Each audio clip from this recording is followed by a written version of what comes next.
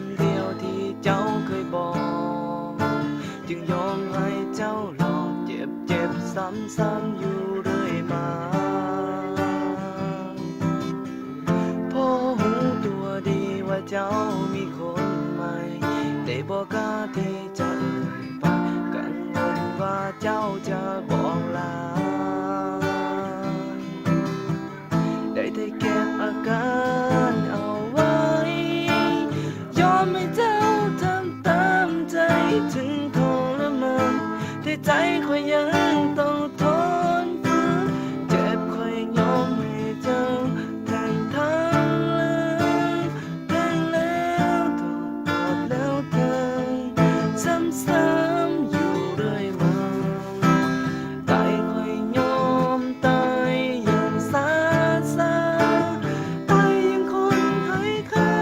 หมดปัญญาที่จะหนีคำว่าหาของเจ้าไป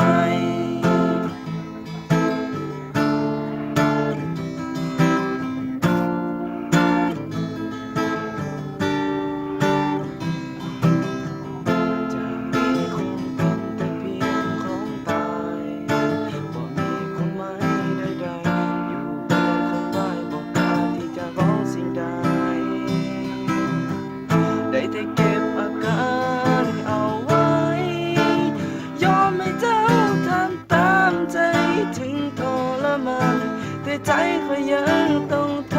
นฝืนเจ็บค่อยยอมให้เจ้าแทงทั้งเลยแทงแล้วถอดแล้วแทงซ้ำๆอยู่เรื่อยมาตายค่อยยอมตายอย่างซาตายยังคนให้ค่าหมดปัญญาที่จะหนี